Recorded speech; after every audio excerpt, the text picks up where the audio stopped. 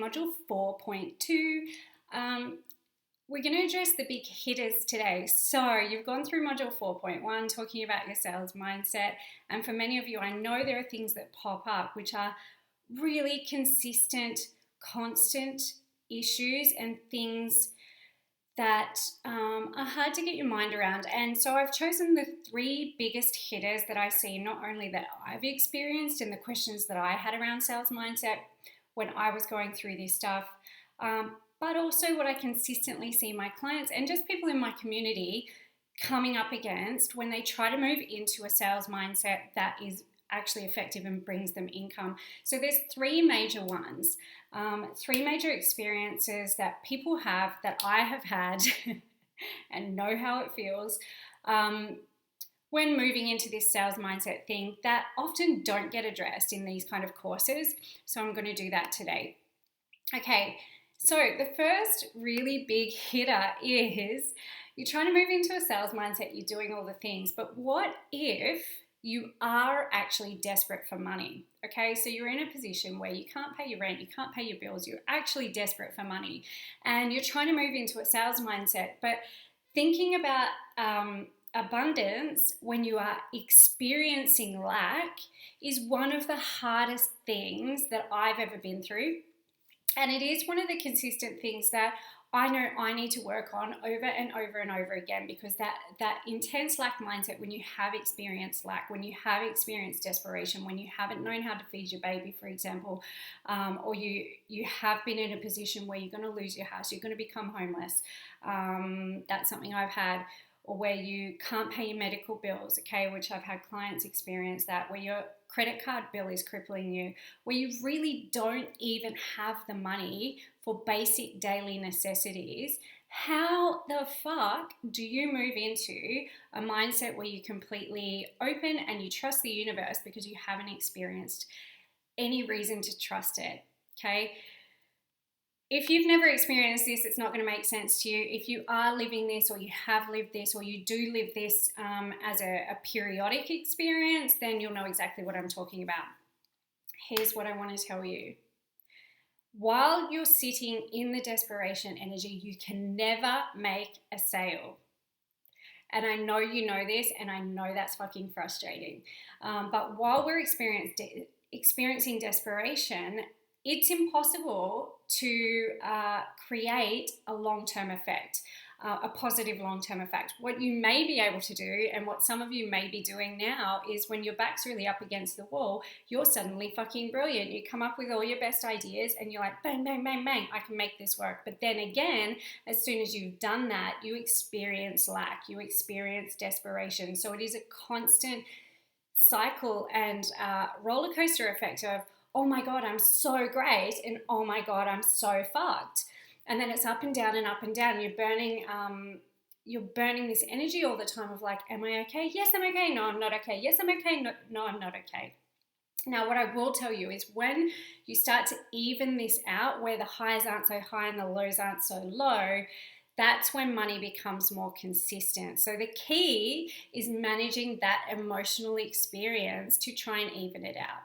Am I saying that you'll always be able to stop yourself feeling desperate? No, but there is a practice that I use that has really helped. Now, the first thing is something that I got my head around, which really helped with this, is that to make a lot of money, to actually get a lot of money in your bank account, we have to become okay with having none.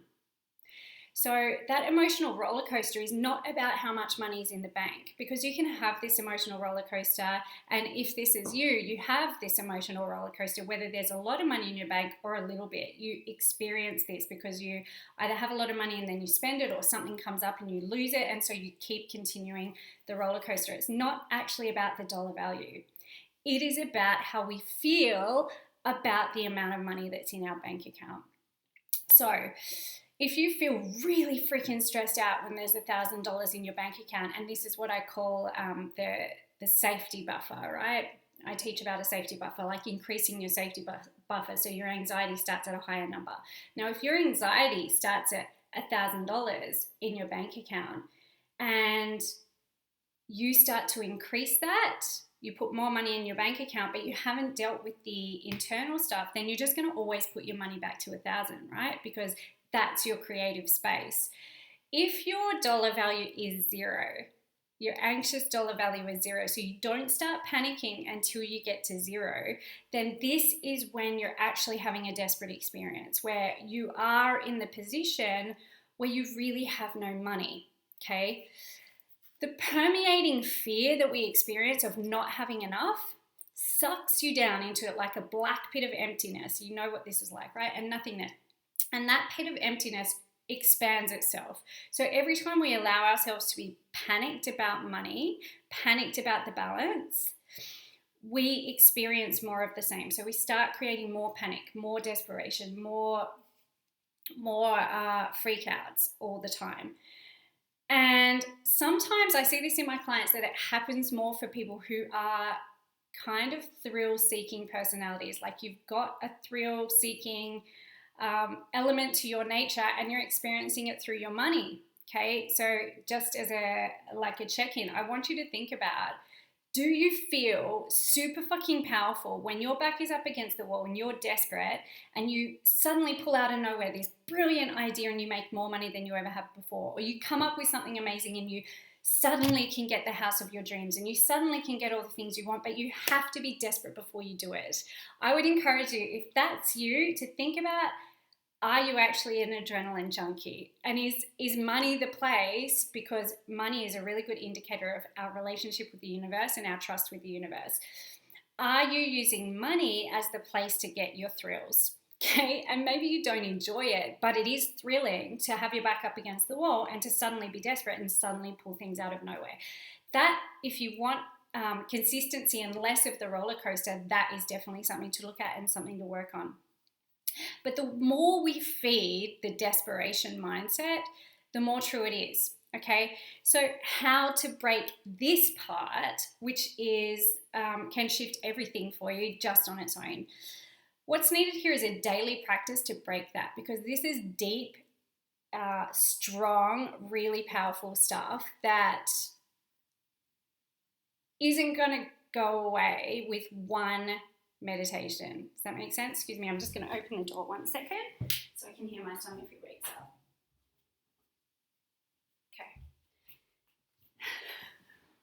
Okay. Always a lack of perfection here, but hopefully you love me anyway. Okay, so we need a daily practice. So I have never been able to deal with this by just occasionally looking at it. What I needed to do was have a daily practice. So something that continually broke that for me on a daily basis before I even touched my computer. Because if you go to your computer or you go to the place where you invite in clients, whether you're online or offline or whatever, but if you go to your computer, you go to the place where you're transmitting your energy to the potential clients that you want to attract, and you go there with desperation, you will either attract nobody or attract the people who are also desperate. And so the work that you've been doing on attracting that ideal client with a certain amount of money is never going to work, because yeah, you're doing the stuff, but the energy you're entering the room, the virtual room with, is desperation, and other desperate people are going to connect to that, okay? So daily practice. And so the stronger this is for you, the stronger this desperation cycle is for you, the more committed that you need to be to breaking it on a daily basis. So what I personally did, and I've talked about a lot of this in my free content, is I have a spiritual wealth mindset program that I listen to. It's by a woman called Christy Marie Sheldon, and she has an abundant series of 24 videos, 24 recordings that I listen to. And I'm telling you, I did this for probably 3 years before I really got in my head not needing to need it anymore, right? So I saw instant shifts by doing this every day, but I had to continue to do it every day to continue to experience the shifts. This stuff for me, this desperation cycle for me, went way back to childhood, probably generational, even way back to, like, it would be generational stuff that I've brought into this lifetime that wasn't even mine. And so because it was so big, I did need to take a lot of time to break it, and consistently. And what I see now is if I ever get back into that cycle where I'm like, oh my God, I feel desperate, it's not just about I've got no money in the bank, because often this will happen when there is some money in the bank now. it's about how I feel about money in the bank or not in the bank, or just money in general. I feel desperate. I feel scared. If I've got pressure or whatever, if I notice that come up now, I just go back to this practice. I do it again. I do it again. I do it again. So you don't need to listen to the same thing as me, but that worked for me. It works for some of my clients. It doesn't work for some of my clients. What's important is that you find what works for you consistently, and you do it consistently until you fucking break this, right? Some other options: journaling out the fear every morning to release it and replacing it like we've done before. Binaural beats and music, wealth meditations, dance, breath, mindful fear release every morning, trust practices with the universe, rituals, whatever it is, it has to happen all the time. Like I said, I had to do this over and over. I even listened to these recordings on my world record ride. Like, I used that as an opportunity to really break my mindset into a new level. So the fact is, if you want something different, and if it's something you've never seen, if everyone around you has a desperation mindset, if your mum or dad had a desperation mindset, if your family thrives on lack of money, if people in your life are living on welfare, these kind of influences that you have, then your commitment to breaking the cycle has to be bigger. And it isn't hard, but it requires commitment. So if you are actually desperate for money, the fastest thing I can suggest to you, well, first of all, if we're desperate for money, we're not going to make any, the end. So the way to deal with that is for you to get really, really committed to breaking that cycle, to breaking the desperation. Desperation is a feeling, not a fact, okay? So if you don't crack the desperation, you will only attract desperate clients every single time. That's how to deal with this, yeah? Okay, big hitter number 2. I don't help people make actual money. So many of my clients. So if you're not a business coach like me and you can't create a tangible outcome that is money-based, so many of my clients have trouble understanding how to communicate what they do in a tangible way that gets them paid, particularly in something like healing services or something that is less tangible in a physical sense. But I also see this with people who do produce an actual result, clients of mine who are SEO consultants, all kinds of things that have actual measurable results, but they're not necessarily money-based. We can get really tricked into thinking that money is the only outcome anybody can sell, and that is not the truth, okay? You do not need your people to make money to have them invest huge amounts of money with you. Huge. I know somebody who's a love coach and she charges $20,000 a pop, right? And she is booked out. She's a love coach. There is no tangible results there in terms of, she can't say how much money they make or whatever. She can't even promise that they're going to find the love of their life. So how do you do this, right? You simply need to find what is the ROI of what you offer. What return on investment is there? Okay, and I use this as the lowest common denominator of what you know will happen when somebody implements the work that you give them.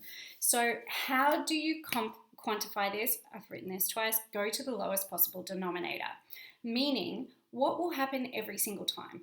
Okay, if people apply the knowledge that they get from you, or they go to see you for a service and you continually work with them, and everybody's doing the work, you're doing your work well, they're doing their work well, right? What do you know will happen, okay? What will happen if this person does all the work you suggest as a minimum? Another way to phrase this is, what do you know to be true about what you're doing? Okay, what you're offering the world. If you're thinking there's no way you can quantify it, you need to listen here, okay? Why do you do what you do? Okay, so I had this conversation with a client the other day. There is no way that you would be doing what you do if there was no evidence that it works for your clients. Would you? If there was no evidence that it worked for anybody, in fact, you knew in your mind this doesn't work for anybody, you wouldn't be doing it. Or if you did, you'd just be a scam artist, and therefore you wouldn't be taking my course because you don't give a shit about doing it with integrity, okay? So the fact that you're here, you're doing your work with integrity, you believe in your work. Why?